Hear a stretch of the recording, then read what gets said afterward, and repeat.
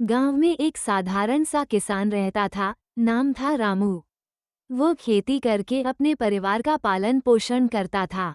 जमीन ज्यादा नहीं थी, कुल मिलाकर 2 बीघा खेत।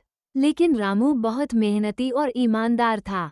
सुबह सूरज निकलने से पहले खेत में पहुंच जाना और शाम को अंधेरा होने तक काम करना उसकी आदत बन चुकी थी। रामू के 2 बच्चे थे, एक बेटा अर्जुन और एक बेटी राधा।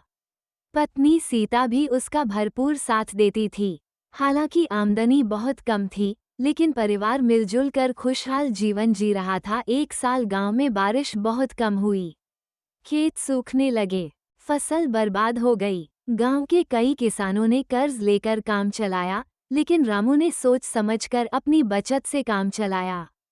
उसका सिद्धांत था, जितना है उसी में संतोष रखो। रामू ने अपने खेत में पानी की समस्या का हल निकालने के लिए एक छोटा सा कुआं खुदवाने की सोची, लेकिन पैसे नहीं थे। तब उसने अपने पुराने बैल बेच दिए और कुएं की खुदाई शुरू की।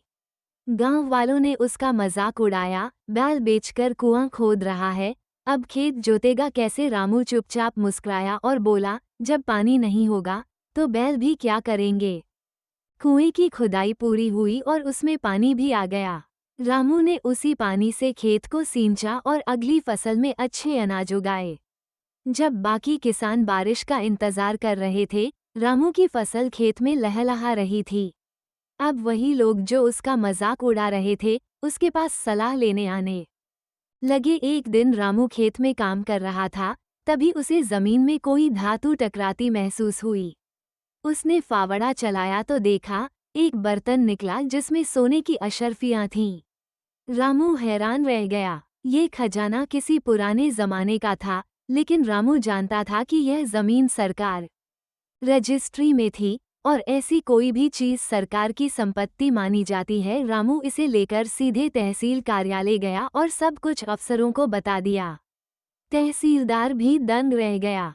उसने रामू से पूछा, क्या तुम जानते हो कि अगर तुम चाहो तो ये खजाना चुपचाप रख सकते थे, किसी को पता भी नहीं चलता। रामू मुस्कुराया और बोला, मैं मेहनत से जो पाता हूँ उसी में संतोष करता हूँ।